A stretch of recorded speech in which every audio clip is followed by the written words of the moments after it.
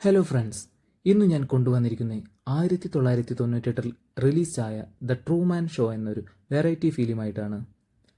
Big boss show പോലെ 24x7 live telecast ചെയ്യുന്ന the Truman ഷോയിലൂടെ നമ്മളുടെ കഥാനായകൻ്റെ ജീവിതം അവൻ അറിയാതെ ജനിച്ചതു മുതൽ ടെലികാസ്റ്റ് ചെയ്യുകയും തൻ്റെ ചുറ്റുപാടും നടക്കുന്നതിൽ നായകന് ചില സംശയങ്ങൾ ഉണ്ടാവുകയും തുടർന്ന് നടക്കുന്ന രസകരമായ സംഭവങ്ങളിലൂടെ നായകൻ ഈ ഷോയിൽ നിന്നും പുറത്തു കടക്കുന്നതുമാണ് സ്റ്റോറിയുടെ ഒരു വൺ ലൈൻ.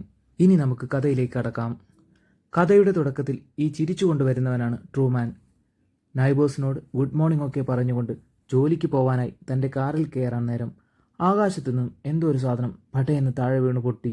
അതെന്താണെന്ന് കയ്യിലെടുത്ത് നോക്കിയ ട്രൂമാന് ഒന്നും മനസ്സിലായില്ല. അതവിടെ വിട്ട് തൻ്റെ ജോലിക്കായി കാർ എടുത്തു പോകുന്നു.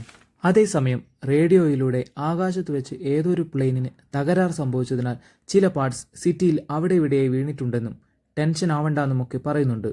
ശരിക്കും ആകാശം പോലെയുള്ള ഈ സെറ്റിൽ നിന്നും അബദ്ധവശാൽ പൊട്ടി വീണ ഒരു സ്പോട്ട് ലൈറ്റ് ആയിരുന്നു അത്. അവിടെ നിന്നും ഒരു ബുക്ക് ഷോപ്പിൽ ചെന്ന് ഒരു ന്യൂസ് പേപ്പറും കൂടെ ഒരു ഫിലിം മാഗസിനും വാങ്ങി അതെടുത്ത് തൻ്റെ ഇൻഷുറൻസ് ഓഫീസിലെത്തിയ ട്രൂമാൻ കിട്ടുന്ന ഒഴിവ് സമയമൊക്കെ മാഗസിനിൽ നിന്നും പല മോഡൽസിൻ്റെയും കണ്ണും മൂക്കും വായും വരുന്ന പേപ്പർ കട്ടിങ്ങൾ കീറിയെടുക്കുന്നുണ്ട്.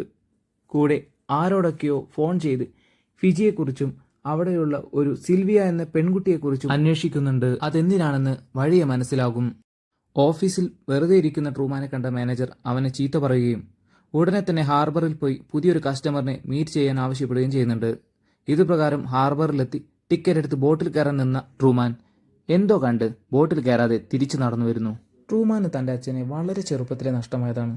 കൊടുങ്കാറ്റിലും പേമാരിയിലും പെട്ട് ബോട്ടിൽ നിന്ന് കടലിലേക്ക് വീണ് ട്രൂമാൻ്റെ അച്ഛൻ തൻ്റെ കൺമുന്നിൽ മരിക്കുകയും അതിൽ പിന്നെ കടൽ ട്രൂമാൻ ഒരു പേടി സ്വപ്നമായി മാറുകയായിരുന്നു. ഇതും ആലോചിച്ച് ബീച്ചിലിരിക്കുന്ന ട്രൂമാൻ്റെ തലയിലേക്ക് പെട്ടെന്ന് തന്നെ മഴ വീണു. ചുറ്റുപാടും ഒന്നും പെയ്യാത്ത മഴ തൻ്റെ തലയിൽ തന്നെ എന്തുകൊണ്ട് പെയ്യുന്നെന്ന് ആലോചിച്ച ട്രൂമാൻ ഒട്ടും വൈകാതെ തന്നെ പനി പിടിക്കുമെന്ന് കരുതി തൻ്റെ വീട്ടിലേക്ക് ഓടിക്കയറുന്നു. ഇതും ശരിക്കും സ്റ്റുഡിയോയിലെ ഒരു ടെക്നിക്കൽ എറർ തന്നെയായിരുന്നു. വീട്ടിലിരിക്കുന്ന ഭാര്യയായ മേരിയുടെ അടുത്ത് പോയി നമുക്കൊരു ദൂരയാത്ര പോകണമെന്നും അടിച്ചു പൊളിക്കാമെന്നും ഒക്കെ പറയുന്നുണ്ടെങ്കിലും ഷോയുടെ സ്ക്രിപ്റ്റ് പ്രകാരം ട്രൂമാൻ സീ ഹെവൻ എന്ന ദ്വീപ് വിട്ട് പുറത്തു പോകാൻ പാടില്ല. അതിനാൽ തന്നെ മേരി പല കാരണങ്ങളും മുന്നോട്ട് വെച്ച് ഈ ട്രിപ്പ് മുടക്കുന്നു. പിറ്റേ ദിവസം രാവിലെ ടൗണിൽ വെച്ച് ട്രൂമാൻ തൻ്റെ മരിച്ചുപോയ അച്ഛനെ ഒരു ഭിക്ഷാടകന്റെ വേഷത്തിൽ കാണുന്നു. അച്ഛനെ ട്രൂമാൻ മനസ്സിലാക്കിയതറിഞ്ഞ ഡയറക്ടർ ടീം ഉടനെ തന്നെ അച്ഛനെ പിടിച്ചു കൊണ്ടുപോവുകയും ട്രൂമാനെ ഫോളോ ചെയ്യാൻ പറ്റാത്ത വിധം പല രീതിയിൽ ബ്ലോക്ക് ആക്കുകയും ചെയ്യുന്നു. അച്ഛനെ കണ്ട കാര്യം അമ്മയോട് അവതരിപ്പിച്ചെങ്കിലും അമ്മയും നൈസായിട്ട് ഇതൊക്കെ തോന്നലാണെന്നും പറഞ്ഞ് വിഷയം മാറ്റുന്നു. ആരും തന്നെ വിശ്വസിക്കാത്തതിലുള്ള വിഷമത്താൽ വീടിന്റെ ബേസ്മെന്റിൽ പോയി പഴയൊരു പെട്ടി തുറന്ന് ഒരു സെറ്റർ എടുത്ത് നോക്കുന്നുണ്ട്. അവിടെ വെച്ച് ട്രൂമാന്റെ കോളേജ് കാലം കാണിക്കുന്നു. കഥയുടെ സ്ക്രിപ്റ്റ് പ്രകാരം മേരിയെ പ്രേമിക്കേണ്ട ട്രൂമാൻ പ്രേമിച്ചത് സിൽവിയ ആയിരുന്നു. കോളേജ് സ്റ്റുഡൻസിൽ ഒരാളായി അഭിനയിക്കാനെത്തിയ പെൺകുട്ടിയായിരുന്നു സിൽവിയ. പല സിറ്റുവേഷനിലും ട്രൂമാൻ സിൽവിയയെ കാണാൻ ശ്രമിച്ചെങ്കിലും പക്ഷേ ഡയറക്ടർ ടീം പലതരത്തിൽ അത് തടസ്സപ്പെടുത്തി. എന്നാൽ ഒരിക്കൽ രാത്രി സിൽവിയയും ട്രൂമാനും ആരും കാണാതെ ഒരു ബീച്ചിലേക്ക് ഓടിപ്പോകുന്നു. അവിടെ വെച്ച് സിൽവിയ ട്രൂമാനോട് നിന്റെ ചുറ്റുമുള്ളതൊക്കെ ഫേക്ക് ആണെന്നും ഇതൊക്കെ ഒരു ഷോ ആണെന്നും പറഞ്ഞു വരുമ്പോഴേക്കും ഡയറക്ടർ ടീം വന്ന് അവളെ അവളുടെ അച്ഛനാണെന്ന പേരിൽ പിടിച്ചു കൊണ്ടുപോകുന്നു. അവൾക്ക് മെന്റലാണെന്നും പലരെയും ഇങ്ങനെ ബീച്ചിലേക്ക് വിളിച്ചു കൊണ്ടുവന്നിട്ടുണ്ടെന്നും എന്തൊക്കെയോ പറഞ്ഞെന്നും അവൾ ഇനി ഫിജിയിലേക്ക് കൊണ്ടുപോവുകയാണെന്നും പറഞ്ഞ് ഷോയിൽ നിന്നും പുറത്താക്കുന്നു. ഇതുകൊണ്ടാണ് കഥയുടെ തുടക്കത്തിൽ ട്രൂമാൻ ഫിജിയെക്കുറിച്ചും സിൽവിയെക്കുറിച്ചും ഫോൺ ചെയ്ത് അന്വേഷിക്കുന്നതും പല മാഗസിൻ കട്ടിങ്ങും ചേർത്ത് വെച്ച് സിൽവിയയുടെ ഫോട്ടോ ഉണ്ടാക്കാൻ നോക്കുന്നതും. മറ്റൊരു ദിവസം കാറിൽ പോയിക്കൊണ്ടിരിക്കെ റേഡിയോയിലൂടെ സ്റ്റേഷൻ മാറി ഡയറക്ടർ ടീം അസിസ്റ്റന്റുകൾക്ക് ഇൻസ്ട്രക്ഷൻ കൊടുക്കുന്നത് ട്രൂമാൻ കേൾക്കുന്നു. അവൻ വരുന്നുണ്ടെന്നും റെഡിയായിക്കൊള്ളാനെന്നും വളവെത്തിയെന്നും ഇന്ന സ്ഥലം എത്തിയെന്നും ഒക്കെ കറക്റ്റായി പറയുന്നത് കേട്ട ട്രൂമാൻ ശരിക്കും അത്ഭുതപ്പെട്ടു. വലിയൊരു ബീപ്പ് സൗണ്ടോടുകൂടി പെട്ടെന്ന് തന്നെ എല്ലാം നോർമൽ ആവുകയും എല്ലാ ആർട്ടിസ്റ്റുകളും പഴയതുപോലെ നടക്കാൻ ആരംഭിക്കുകയും ചെയ്യുന്നു.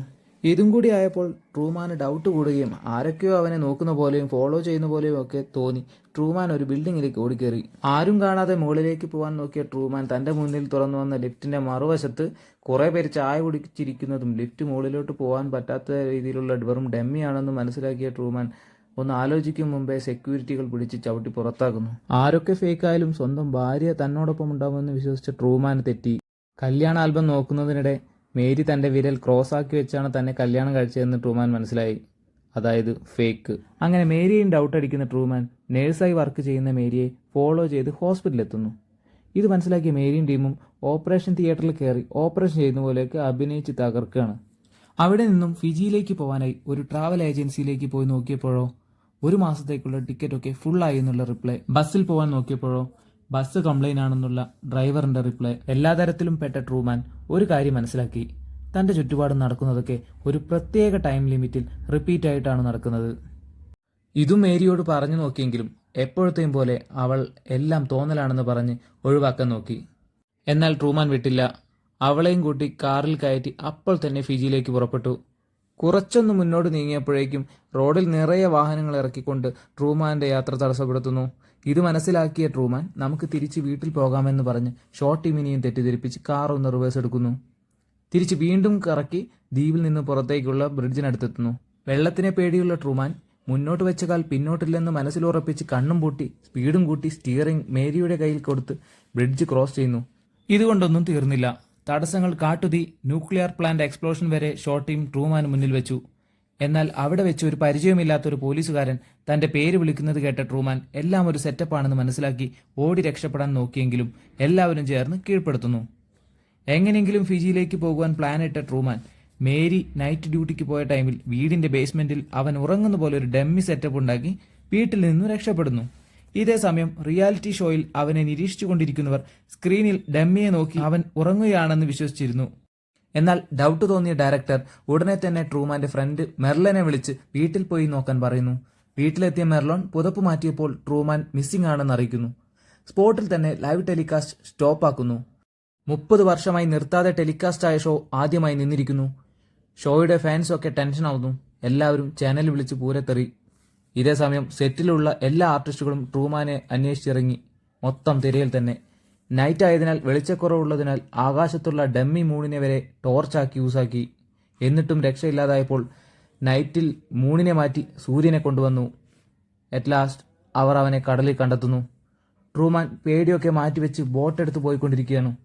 പെട്ടെന്ന് തന്നെ ഡയറക്ടർ മഴയും കാറ്റും വരുത്തി ട്രൂമാനെ പിന്തിരിപ്പിക്കാൻ ശ്രമിച്ചു. വീണ്ടും വീണ്ടും കാറ്റിന്റെയും മഴയുടെയും ശക്തി കൂട്ടി ട്രൂമാനെ കടലിൽ വരെ തള്ളിയിട്ടു. ഒരു തരത്തിലും ട്രൂമാനെ പിന്തിരിപ്പിക്കാൻ പറ്റില്ലെന്ന് മനസ്സിലാക്കിയ ഡയറക്ടർ എല്ലാം അവസാനിപ്പിച്ച് കാലാവസ്ഥ നോർമലാക്കി കൊടുക്കുന്നു. എല്ലാത്തിൽ നിന്നും ഒരുവിധത്തിൽ രക്ഷപ്പെട്ട ട്രൂമാൻ തന്റെ യാത്ര തുടർന്നു. പെട്ടെന്നതാ തന്റെ ബോട്ട് എന്തോ ഒന്നിൽ ഇടിച്ചു നിന്നിരിക്കുന്നു. എഴുന്നേറ്റ് നോക്കിയ ട്രൂമാൻ ശരിക്കും ഞെട്ടി. നീല പെയിന്റ് അടിച്ച വലിയൊരു ഭിത്തി. ട്രൂമാൻ സെറ്റിന്റെ ബോർഡറിലെത്തിയിരിക്കുന്നു. തുടർന്ന് അവിടെ ഒരു ഡോർ ഓപ്പൺ ആവുകയും ഡയറക്ടർ ട്രൂമാനോട് സംസാരിക്കുന്നു. എല്ലാം ഒരു സെറ്റപ്പാണെന്നും ആകെ ഒറിജിനലായിട്ടുള്ളത് നീയാണെന്നും സെറ്റിന് പുറത്തെ ജീവിതം ഉള്ളിൽ ഉള്ളതിനേക്കാൾ വളരെ മോശമാണെന്നും ഇപ്പോൾ നീയൊരു സ്റ്റാർ ആണെന്നും സോ ഈ ഷോയിൽ കണ്ടിന്യൂ ചെയ്യുന്നോ അതോ ഡോർ വഴി പുറത്തേക്ക് പോകുന്നോ എന്ന് ചോദിക്കുന്നു. എല്ലാവർക്കും good morning, good afternoon, good night wish ചെയ്തുകൊണ്ട് ട്രൂമാൻ ഡോർ വഴി റിയൽ വേൾഡിലേക്ക് കടക്കുന്നു. അതോടുകൂടി ഫിലിം അവസാനിക്കുന്നു. എല്ലാവർക്കും കഥ ഇഷ്ടമായെന്ന് വിശ്വസിക്കുന്നു. നേരിട്ട് കണ്ടാൽ കുറച്ചുകൂടി രസകരമായിരിക്കും. അടുത്തൊരു കഥയുമായി മറ്റൊരു വീഡിയോയിൽ കാണാം.